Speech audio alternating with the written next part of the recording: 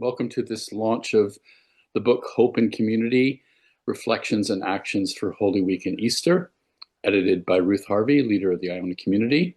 And I'm Neil, and I work for Wild Goose, and part of the Wild Goose team with Sandra, Jane, Gail, and Iona, who is our kind of Zoom master tonight. Thanks again for doing that, Iona. So, Hope and Community is a book of fresh meditations on familiar scriptures for Holy Week with suggested actions from a new generation of theologians and writers. And the book connects the ancient story of Christ's passion with contemporary struggles for justice. So this evening we have Ruth with us and some contributors to the book. And we'll have some short readings, and I think we'll have some good conversation. So what I'll do right now is just hand things over to Ruth. How are you doing tonight, Ruth? I am good, Neil. Thank you so much. Did you get Um, all this?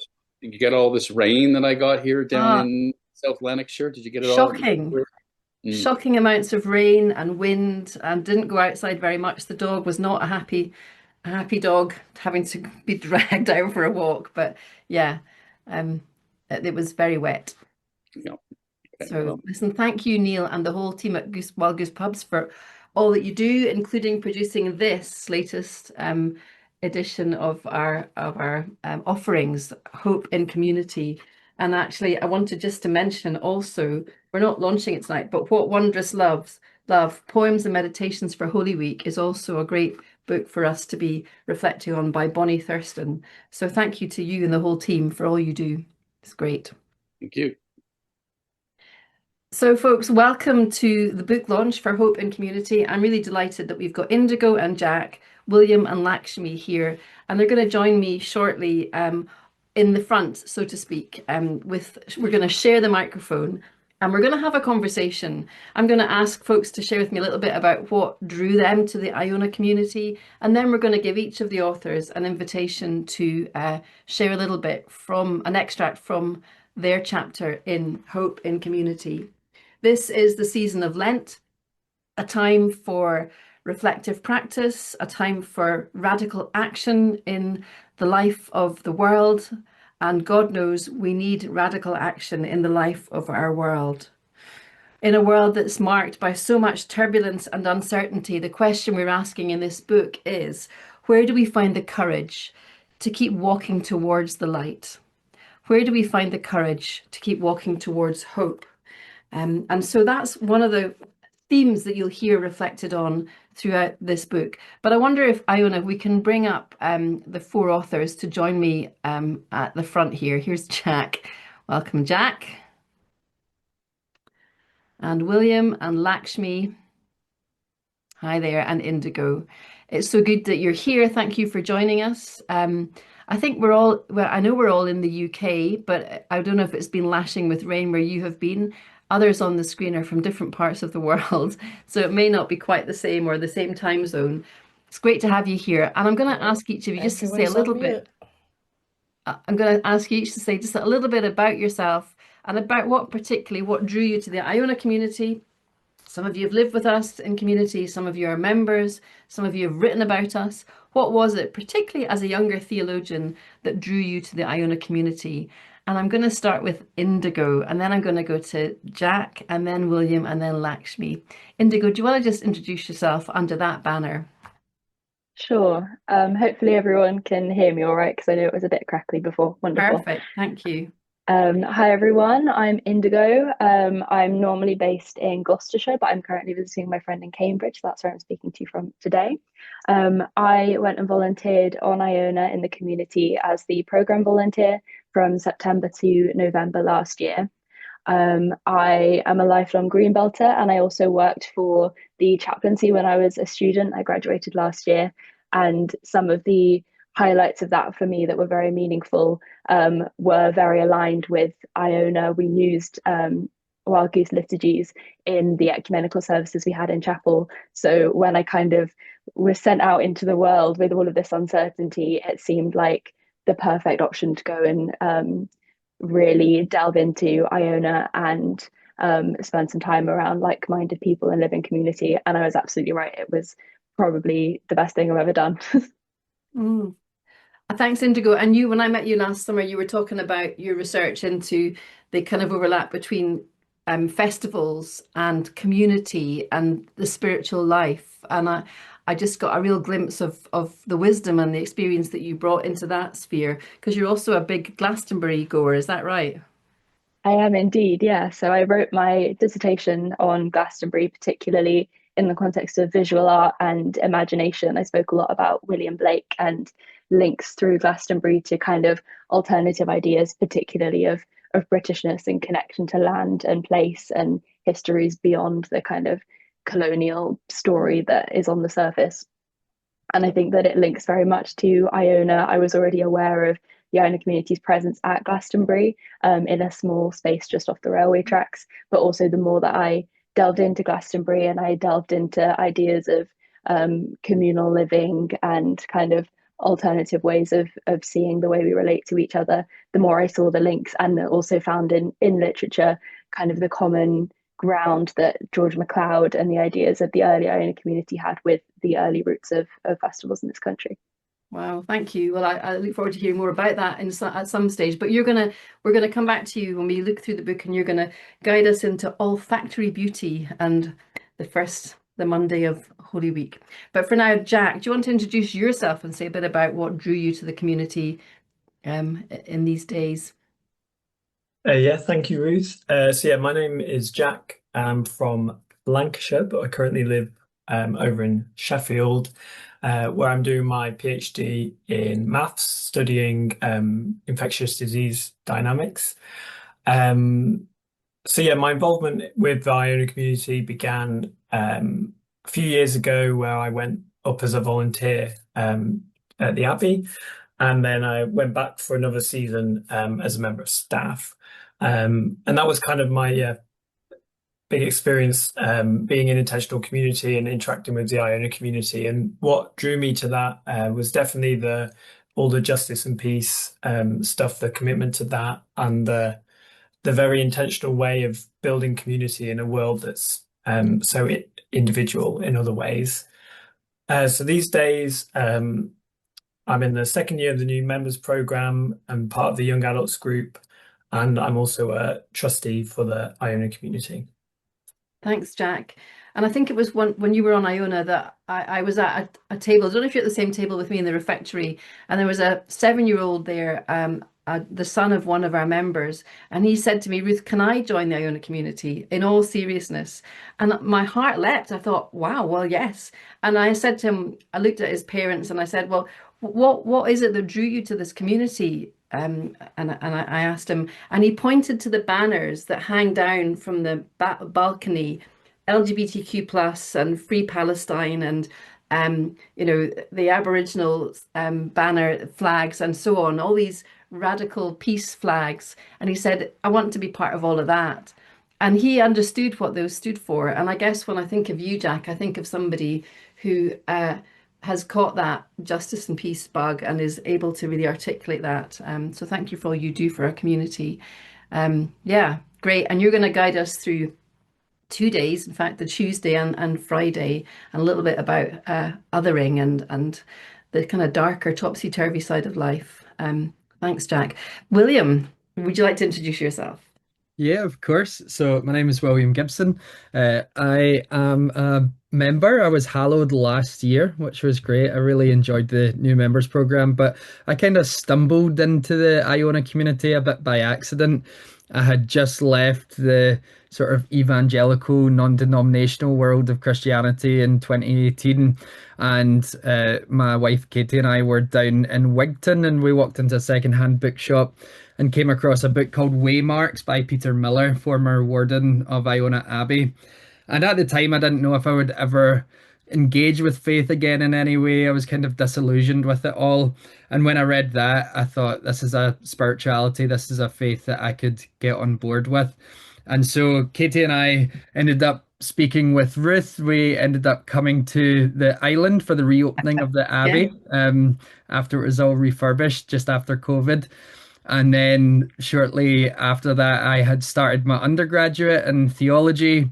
And now I find myself doing a PhD at the University of Glasgow, and I'm a candidate for ministry in the Church of Scotland. But my undergrad thesis was on George MacLeod's campaigning on nuclear disarmament in the 1960s and how his theology related to that. And then my PhD is looking at the Church of Scotland in the 1960s, and some of that involves looking at the Iona community and what it was doing at the time as well, and its response to decline and secularization within Scotland. William, you were the photographer, no less, at the Yeah. reopening of Iona Abbey, and when you came up with Katie, it was such a joy to meet you then. But one of the things I remember about you is that you, at that time, were working for a big multinational, and you helped unionize that. I think it was Apple It in was. Britain. So Yeah. all power to you for taking taking politics into the marketplace and showing that love and faith and radical justice operate across those spheres. So it's good to have you here. And last but not least, Lakshmi, good to have you. Do you want to introduce yourself and tell us about your connection to the Iona community? Yeah, hello, my name is Lakshmi.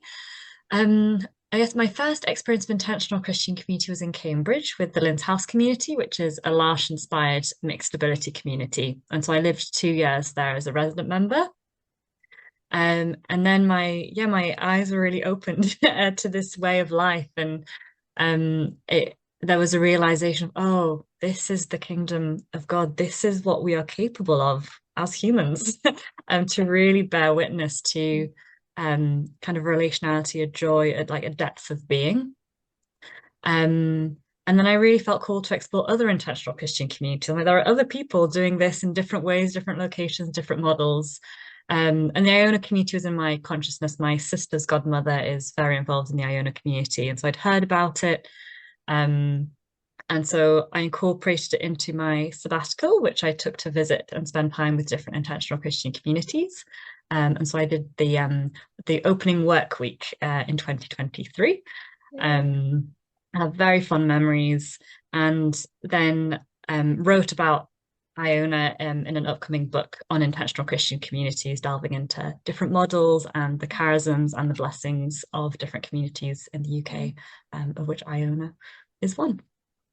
And you're living in another one right now. Do you want to just say a little bit about Rose Castle and what it is you're currently exploring? Yeah, so I'm currently based just south of Carlisle, but with views of Scotland when it's not pitch black from my bedroom window. And we're here with the Rose Castle Foundation, which is based on the site of a castle which used to belong to the Church of England. And it's a reconciliation charity with an emphasis on encounter and dialogue across difference and how we can engage difference well and disagree well. And as part of its founding vision, there was always a sense of the work being rooted in an intentional Christian community. And so me and a few others are kind of pioneering that incorporation of the intentional Christian community in the more international work of the charity. So we're just kind of in the first 6 months of piloting that and going deeper into that, which is an interesting ride, which I'm very grateful to be on. Great. Well, thank you. Mike, yes, this is being recorded and you can access it through YouTube and through our website later. And Lakshmi, thank you. Just to be really clear, the book that you have written, I want people to know about this. It's called Dwelling Places, the practice and witness of intentional Christian communities. And is it out yet, Lakshmi, or is it still to be published? Available for pre-order. And it'll be 20% off in April, I've been told. Well, there we are.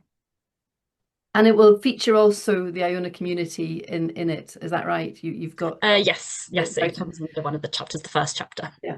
And I think I'm coming up to Rose Castle tomorrow, so I don't know if I'll see you tomorrow, but I hope so. I really hope to see you, Ruth. Very nice. That'd be really great. We're neighbours, and it's good to see you again. So, folks, these are our authors. We don't have. I'm just going to name who's not here. So Victoria Turner isn't here tonight. She couldn't be here. Annie, who's written the chapters with Jack, is also otherwise engaged, and Evie Niebuhr is one of our new members. She's in Ghent. She's not able to be here. And Molly Boot is the last author who's also not able to be here. But you can read their wisdom in this book, Hope and Community. And for now, what we're going to do is invite each of you in the same order just to come to the front again and to share a little bit about the chapter, and I'd love to invite you to read an extract from the chapter that you wrote. And maybe if you feel like it, say a little bit about what drew you to that particular day of Holy Week, and anything else that you want to share about what Holy Week and Easter means for you. So Indigo, I loved your piece about the anointing with oil, and you talked about this olfactory beauty which really wove its way through your chapter. There is a place for extravagance was one of the phrases that really jumped out at me. I'd love to hear you say a little bit about what the Monday of Holy Week means to you, what these readings meant, and maybe just begin with an extract from your chapter. Indigo. Thank you. Yeah, absolutely. So I found this particular extract really interesting, largely because it wasn't that long after my time on Iona that I was writing it, and part of my experience of Iona was being in the physical place and enjoying the kind of groundedness of it. And a really significant part of the experience as well was coming into contact with so many ideas and great thinkers, and particularly having a week where I got to meet Alistair McIntosh, whose book Soil and Soul has also had a really significant impact on me, and thinking a lot about seasons. And I think that I often, because over the last few years, I've been a student and there's been lockdown, and currently I'm all over the place doing lots of different jobs and things, I can quite often feel quite disconnected from kind of the calendar year, but also the Christian year, and very rarely even sort of remember to do anything for Lent. And I think that that's a real shame because it's a really powerful thing. So I was kind of thinking about the ways that we can think about it in the sense of being embodied and being grounded in the place that we are. And I was particularly interested in this passage because of the phrase, you will always have the poor among you, but you won't always have me, or that's probably slightly paraphrasing it.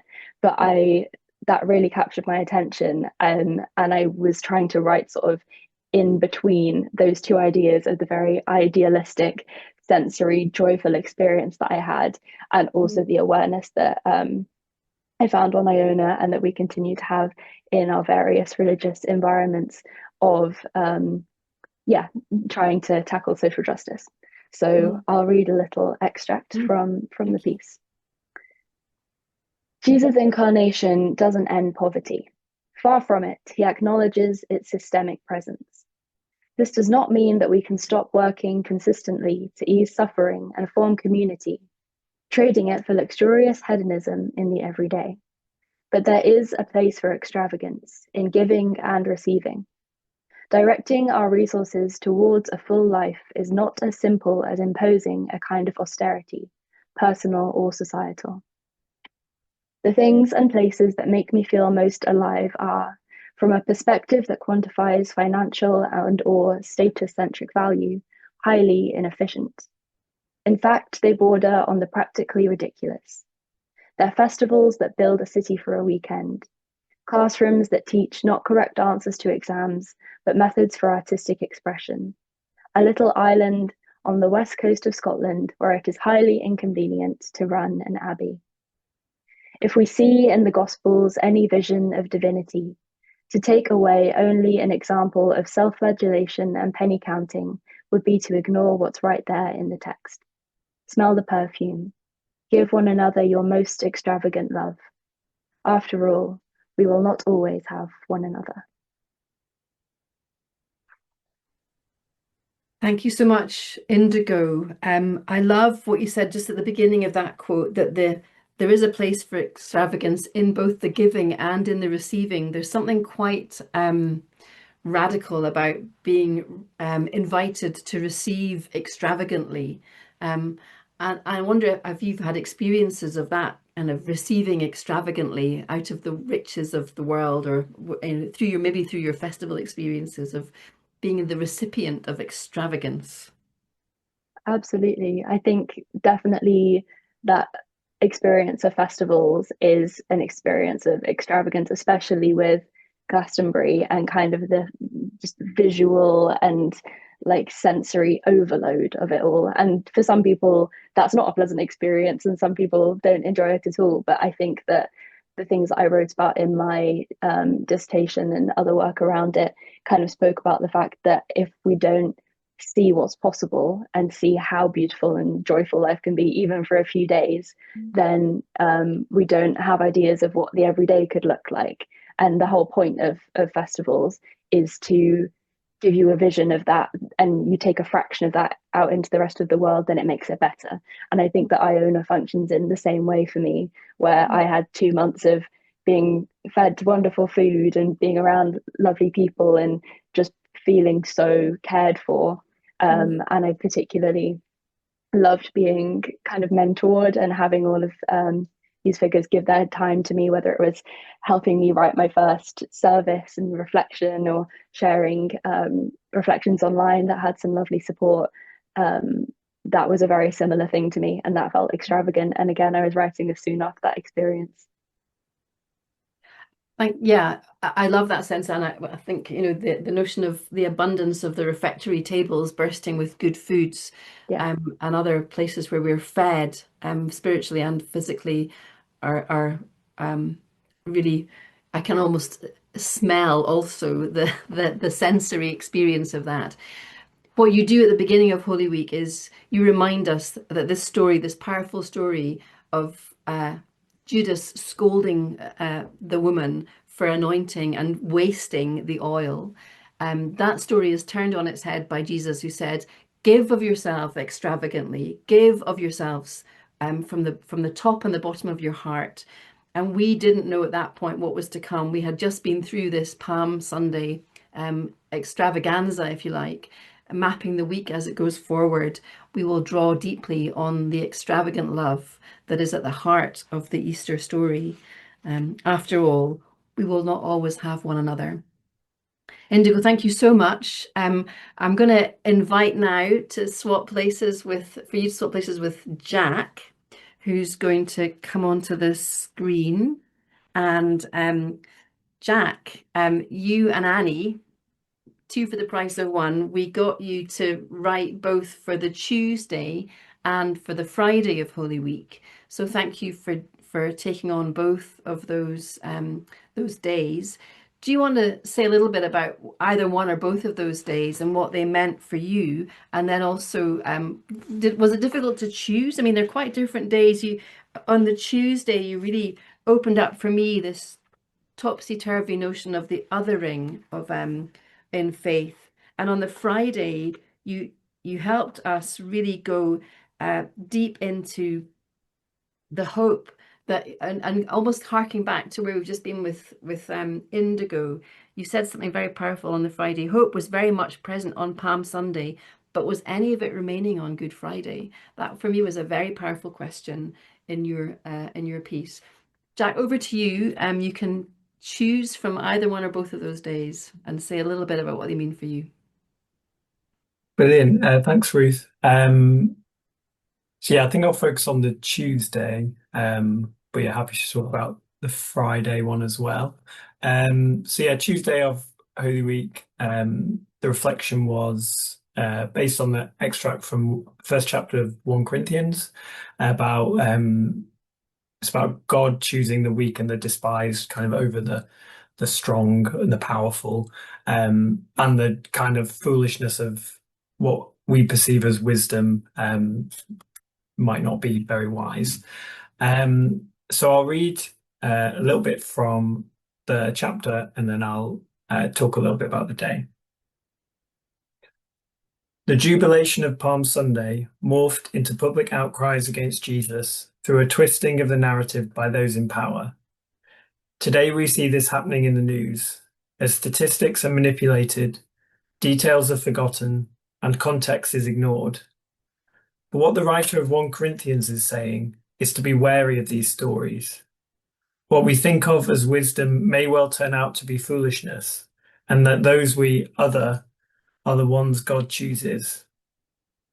And this is where we find hope, that the power structures and divisions of humanity are what has othered so many people, and created the us and them narrative. But this is just the perceived wisdom of those people in power. Therefore, our hope is that even though these people are despised now, people who are othered, that one day they will be welcomed in, affirmed, and included. And in it being our hope, it becomes our call to action to bring that day about. So yeah, kind of linking the reading to kind of a general call for inclusivity, which is something that's very important to me in all sorts of different ways. And yeah, it got me thinking inclusivity and hospitality and all that. So then I was thinking so during Holy Week, I, for the past few years and this year, take part in a pilgrimage called Northern Leg of Pilgrim Cross. And we walk to Walsingham and we spend Tuesday walking through the fens, which for those who don't know English geography, the fens they are just flat for miles and miles and miles. So you feel like you can see where you're walking, where you'll arrive in 2 days, but it's not getting any nearer. But then we stay in these villages at night, and it's kind of breaking up the fens. We have this amazing warm welcome from these rural villages that are often overlooked or struggling. And I think that's just, that glimpse of that day where people are all included and we're met with this hospitality where they don't expect anything in return from us. And I just think that's, such an amazing thing. And, I'm so grateful that they're able to offer that and that we're able to receive it. And there's no us and them. We're just all people sharing a meal together. I remember you telling me about the Holy Cross pilgrimage when we were on pilgrimage a couple of years ago. And I was just really struck by the democratization of a pilgrimage like that there is no us and them. We're all simply putting one foot in front of the other, walking a holy way. And you opened my eyes to that method of, I think of pilgrimage as what you do on a Tuesday on Iona, most fully, but obviously there are so many more pilgrim routes. But I hadn't thought of it in terms of the othering that you've described here. And you very vividly use that passage from Corinthians. I love that sentence. What we think of as wisdom may well turn out to be foolishness. And those that we other are the ones God chooses. Such a powerful reminder, particularly in a world gone slightly bonkers around the notion of truth and who gets to shout the loudest and have the voice of the megaphone in the world. And I wonder on the Tuesday of Holy Week, as we're moving just gently into this narrative, what you're saying to us is that we can change the narrative, that if we open our eyes, we can look at the world with a different narrative.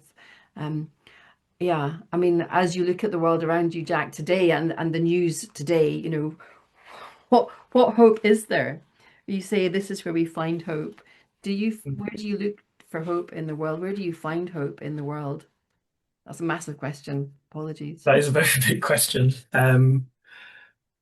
I don't know. I guess it's just in the kind of everyday, like small things. Kind of each day, we try and, well, Annie and I try and think of things that we're grateful for, and it's kind of in those things that you have these little like glimpses of hope. And even like the return of spring and watching all the flowers come and the trees seemingly coming back to life. That's kind of, there's all hope there. And I think often you can find hope a lot more on a local level, things happening in your local community. Like there was, when lots of English flags went up around England, mainly by people who were, anti-migration, someone put signs up around our park saying, "Everyone welcome, Sheffield welcomes refugees." And it was such a small thing that one person spent, a few hours doing, but it's nice to think of, what that will have done for people and helping them feel welcome. Small actions for hope. I read in the paper last week, I think, that Caroline Lucas from the Green Party and Billy Bragg and a couple of others are engaged in a project to name 50 objects that give us pride in what it means to be English, particularly given the flag situation and that the St. George's flag and the Union Jack have been hijacked effectively by one particular strand of our political sphere. And I think changing the narrative, upstanding, being an upstander in favor of those who are othered, is a powerful witness. Jack, thank you so much. I Thank will you. ask you to swap now with William, and we'll look to move the focus to Holy Saturday. And just a wee reminder that one of the things that binds all of you together is your experience of intentional community of some kind or other, whether that's through living there with us as volunteers or joining in and making a commitment to the rule of life. And we say very frequently, we're not unique. There are many intentional communities, but we've got a particular story, and it's rooted in the gospel story. And what I loved, William, about your piece, I found it hard because you delved deep into Job, and I'm so grateful to you for taking us there. But you said here, it's easier to blame the victim of suffering than it is to open ourselves up to the endless heartbreak found on the other side of compassion. What a beautiful, poignant, powerful notion. And I wonder if you would just guide us through some of your thinking about Holy Saturday, that day of waiting and of not knowing, and what drew you to that day.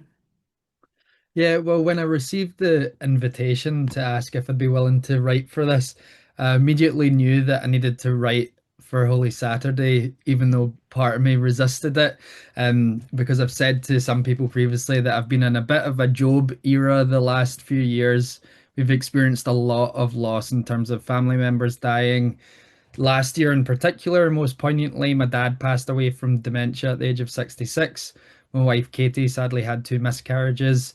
So we experienced a lot of pain and suffering, and add on top of that the cumulative suffering and pain and distress from seeing the immense amount of injustices occurring around the world and locally for friends of mine who are marginalized, and what the change in their experiences just even over the last few years. There's a lot to bear, and so when I looked at Holy Saturday, I knew that I had to try and face it head on, really. And so the passages are focused on Job, and one of my favorite lines in that passage just talks about how human life is few of days and full of trouble. And I just thought it was a great summary, few of days and full of trouble. And then the passage from John was looking at the burial of Jesus. So rather than explain more on it, I'll just read a passage from the book just now. The invitation of Job and of Holy Saturday is to bury the body of God. Last year, my dad, Tom Gibson, died from dementia at the age of 66. There's this strange thing that happens when someone close to us dies. For weeks, maybe even months after their death, we find ourselves forgetting that they have actually died. There have been many times in the last few months when I have found myself thinking I should go and visit dad soon. Whenever that happens, my mind takes me back to sitting in the funeral directors with my dad, cold, embalmed, and lifeless. The memory of being physically with him in death made the loss that much more real and tangible, but also final. Our reading from the Gospel of John describes for us the experience of those who were with Jesus' dead body and who buried him. A moment of finality when Job's expression, mortals lie down and do not rise again, becomes real to us. God is dead, his body buried, and we mortals don't have the benefit of knowing whether resurrection is a sure bet for our hope. In many ways, for most of us, our lives are lived in a perpetual Holy Saturday. We exist between what feels like a divine bet and a divine justification for our few days that are full of trouble. And part of the beauty of the Christian tradition is that we are invited not to skip ahead to resurrection or to justify suffering with false hope of blessings in this life. Rather, we are invited to sit at the tomb, maybe even to descend into hell with the incarnate one. Our faith does not ask us to avoid, dismiss, or skip over suffering as a minor inconvenience in a world where all things work together for good. It does, however, call us to face our suffering head on, to bury the body of God, not knowing if resurrection will ever occur. And as we confront the fragility of our lives, to find ourselves surprised by the flowers in the garden surrounding our tombs, to see the beauty in the brokenness, to find peace in the midst of chaos, and to see goodness in unexpected places. Because we do not need optimism, we need hope. And hope is a radical act of seeing the divine at work even in the midst of death. Thank you so much, William. You take us to that really tender place, to that proximity with death and with the dead people around us, with death, cosmic death of Christ. And what you also open up for us is I guess, the heart set or the mindset of the disciples that day. It often strikes me that Holy Saturday, we know what comes next. We know how the story concludes. They did not. They had faith, they had doubt, they had anguish, they had terror, they had uncertainty. So in the not knowing, we're asked to sit with the death, sit with the loss, not rush necessarily onto the next thing. And you open up that for us very beautifully. Hope is a radical act of seeing the divine at work, even in the midst of death. I know that, William, you travel a bit and you see the world, and you know the responses of faith communities across the globe in some tough places.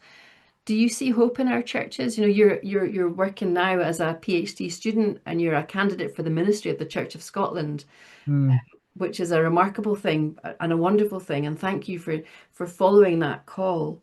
Where do you see hope in the midst of so much change in our churches in particular?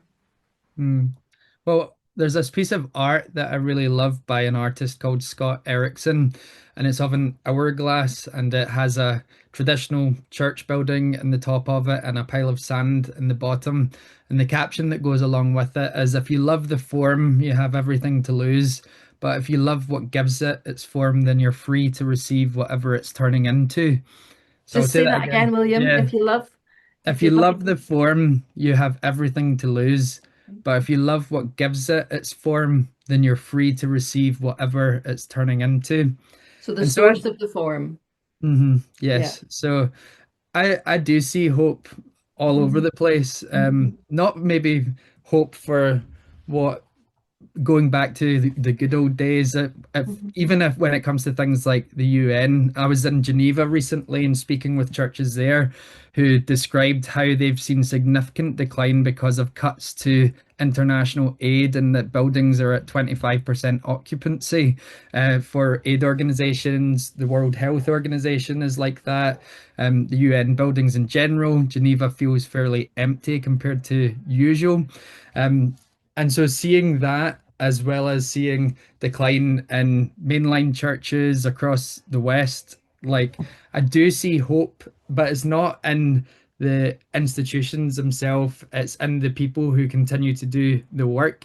And as was mentioned earlier, it's at that local level that Jack was talking about and it's one of the things that I took away from my experience of unionizing within Apple, was that actually when you're doing trade union work, one of the things that you're taught is to prioritize small and tangible wins. So working towards something which is a victory, even if it's not where you eventually want to get to, but going step by step.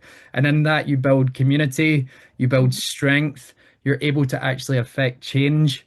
And so finding hope within the work that we do together is so important. And yeah, I wrote briefly on it in January's Coracle as well, where we were asked a question about where we see resurrection today. And I spoke about one of my Palestinian friends who messaged me after the death of my dad with just this beautiful message that was so encouraging and uplifting. And when I think that I feel hopeless, I think of them and how in the face of genocide, they're still able to offer exaltation and uplifting words and hope and encouragement. And so in that community and the work together, that there is actually signs of hope all around. That generous source of humble hope, offering it in the midst of destruction and death in Palestine. Yeah, even from the pain, we can reach out to the pain of the other. Yeah, thank you. Thank you so much, William. And thank you for all your writing and reflecting on these and other themes. We're going to now invite you to swap places with Lakshmi. And then just to say, folks on screen, there will be a few minutes if anyone wants to come up and join us at the front here, have a conversation, ask a question, offer your own reflection. There'll be a bit of time for that. But for now, I'm delighted to welcome Lakshmi to the screen and to our writing circle. Lakshmi, you take us. We'll have heard from Victoria on Easter Sunday. I'm sure it is Victoria. Yes, it is Victoria who guides us through Easter Sunday. You are then guiding our thinking and our reflecting as we leave the high days of Easter, Easter Monday, and move into the season beyond. And your remarkably poetic and beautiful descriptions of how intentional community is woven through your life and how you have found the kingdom or the kingdom of God here. You talk about the unveiling, a gradual clearing of the mist of my worldly formation, enabling more of God's warmth and light to pierce through. What a beautiful description of the unveiling of the impact of God's kingdom as revealed through community. Lakshmi, would you like to share with us a little bit about what drew you to Easter Sunday evening, and then explore in whichever way you like some of the writing that you've offered for us? Yeah. Well, I remember the email coming through when I was on a train, and then in the email exchange found out that we think that Ruth was on exactly the same That's train. right. But because I was on my phone, I couldn't actually meaningfully look at what the Bible passages were associated with the different days of the Easter week. So by the time that I actually got round to doing that, there were only 2 days left. And so I picked the Sunday evening, but actually I'm so glad it worked out that way. And loved the lectionary readings for the Sunday evening. And in sitting with the scriptures, dwelling with them to write this, and even reflecting now, it's like, oh yes, I got to like write about that really exciting space of like Easter week, now what? Yeah. And the energy of the now what and the translation into now what does this mean for us? And the readings, I mean, the gospel reading is the Emmaus story. And I just love the energy and the mystery of that story. It's quite cryptic in so many ways, but also just so alive. And so I like that mysterious energy which invites us into now what does this mean for us moving forwards. Yeah. In terms of an extract, the prominent theme is unveiling, but in this section I talk more about the heart. Oh, the heart. I love the mention of the heart in today's gospel reading, which also speaks so poignantly to the dynamics of God being unveiled among us. Amid the fluctuation of sight being withheld and granted, and doubting minds being opened, it is the heart which is uplifted as a steadfast centre of knowing. Were not our hearts burning within us? Though the journeying disciples only verbally articulated this once Jesus was revealed to them more obviously, their hearts still knew that they were in the presence of God before their eyes and mind did. Similarly, the gathered group of disciples in Jerusalem felt noteworthy joy at the presence of Jesus among them, though their minds remained disbelieving and wondering.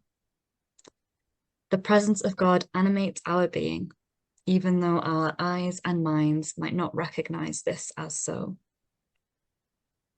This animation is energized and powerful. It led the disciples to make a 7-mile trek all the way to Jerusalem in the dark, having only just arrived at their Emmaus destination. The good news of Jesus being among them is too big to contain just the two of them. It is a revelation which begs to be shared in community. And not only shared, but witnessed to in community, as later and ultimately made possible by being clothed with power from on high. Thank you, Lakshmi. And you also describe the unveiling. I think when we talk about Iona as a thin place, where the veil between things spiritual and things material is as thin as gossamer, you take that notion a stage further. You talk about unveiling. You talk about the quality of relationship in community, and in this mobile community on the Emmaus Road, where there was a not knowing, the stranger in their midst. They didn't know who this was. It almost takes me back to Jack's reflections on the othering, that we just don't know who's amongst us, who's within us. And that the quality of relationship with self, with others, with creation, and with God, which thins the veil of our earthly formation. You've taken that notion of liminality and taken it to a new place, grounding it in relationship. And I love that sense of compulsion. It's a revelation which begs to be shared in community. We can't not share this wonderful story that we've heard. I wonder, you've all these experiences traveling the world, living in intentional communities. Um, you know, can you give us a glimpse into that liminal space? We know Iona, many of us here, but there are so many other liminal spaces. What is it maybe about Rose Castle right now and the Rose community on these borderlands between one country and another that speaks to you of that liminality, that thinning of the veil? I think I really liked what you said about the not unique but particular. And so Yeah. there is a particularity to different places and communities. And I think here at Rose, and as is the case with Iona, there's the history and the history of prayer, and also the history of conflict, which creates a very special kind of spiritual environment here, which is hard to pin down and name. But when praying in that chapel, there's something of hearing the prayers of centuries, and also Iona Abbey. And so there's the liminality and the history. I think here we're still building up the community, and so the liminality is expressed differently.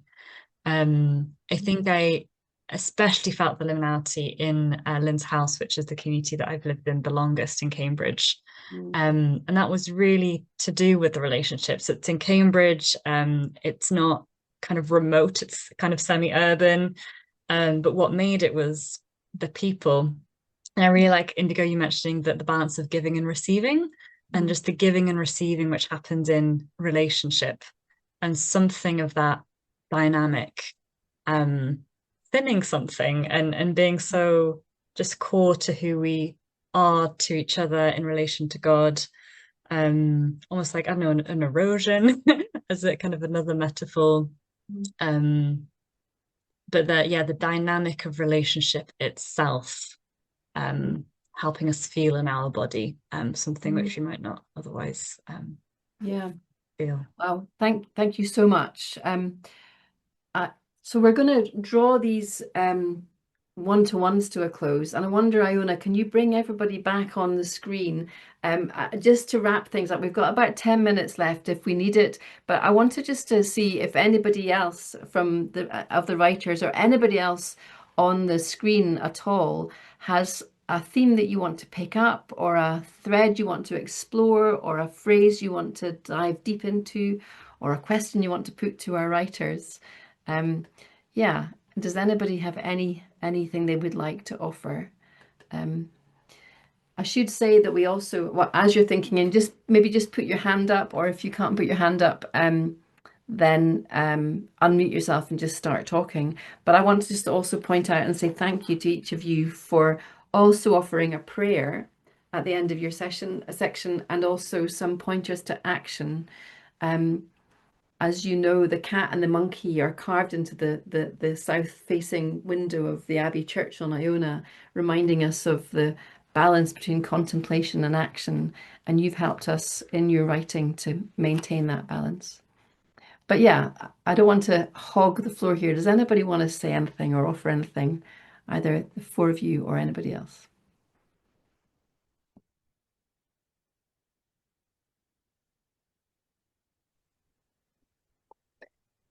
I have a little thing that I have been working on, but the first thing I wanted to Ursula, say, yes, great. hey, What I wanted to say, it's wonderful what you have been writing and what you have been doing, especially really having people who have so much to offer still in life. It's so beautiful. Working with students, that means a lot to me. Mm. And what I wanted to offer, I put in the chat. It's a little liturgy I'm working on. I was asked to work for a liturgy for difficult times in the world. And if you would like to see that, it's in the chat. I don't need to read it. So somebody has time to talk more here now. Thank you so much, Ursula. And do you want to just say a little bit about what was the theme for difficult times in the world, particularly in this Lenten period, or was it more general? So it's about several things. It was sparked most of all about how people are struggling with the situation now in Middle East and Russia and USA and Ukraine. And so people have been tired and lost in all the situation. So that was very much about that, but also personally about the women's situation in my old country, Latvia. Sure. Thank you so much for offering that, Ursula. Yeah. From my heart. From your heart. Friends, I'm going to draw this session to a close then with a closing prayer. And I'm going to use the prayer, Lakshmi, if it's okay, the one that you wrote towards the end of your piece. And then I'm going to hand back to Neil, who's going to wrap up the session for us. So here's a prayer for the journey onwards, whether it's the journey onwards today as you leave this session, or the journey onwards through Lent, or the journey onwards on Easter Monday. God of unveiling, you reveal yourself to us. God of broken body, breaking bread, you invite us into relationship with you, your people, and your creation. God of walking alongside, you are among us always. May we know these truths deeply in our hearts, and with your help incarnate them, that your presence might be felt vividly among us and all around us, making manifest your ways. Amen. Thank you once again, Indigo and Jack, William and Lakshmi. And I'm going to hand back over to Neil. That was a great and beautiful conversation. William, I just wanted to say it was really good hearing that story about you finding Peter Miller's book. He's somebody that really inspired me when I was on Iona decades ago. Such a prophetic and human person, and I just love the honesty and the fragility and the passion in his writing and in his being, really. So next time I see him, I'll tell him about that if you haven't told him already. It's great. And listening to you all, you reminded me of some of the young folk I met on Iona years ago. And so for me, it's really good. It's a really good feeling to know that the spirit continues. And that makes me happy, and that gives me hope. So thank you. So thank you to all the contributors tonight, to Ruth, Jack, William, Lakshmi, Indigo, and thank you all out there for coming to the Zoom. So if you'd like the book Hope and Community to help accompany you through Holy Week, it's www.ionabooks.com. And there are also many other resources there for Lent and Holy Week. There's a couple more Zooms coming up in the kind of Iona Community Lent series, 2026. There's a launch of the book Folding a River, which is with Alison Phipps and Tawana Sithole And on the Zoom, they're connecting up with folk in Gaza. So that should be really quite powerful. And I think that's on the 17th. So that's next week, isn't it? And the details, if you want to sign up for that, are on the Iona Community's website. You'll find them there on the front page, I think. And then there's another Zoom coming up of Lent and Holy Week readings on the 26th. So, so that's it. So thanks again to everyone for coming, and you know, have a good night. And thank you, Ruth. Do you want to say anything, Ruth, in closing? Just thank you again to all the Wild Goose team. It's always great to be at these events. And so blessings for Lent to all of us. Yeah, thank you again.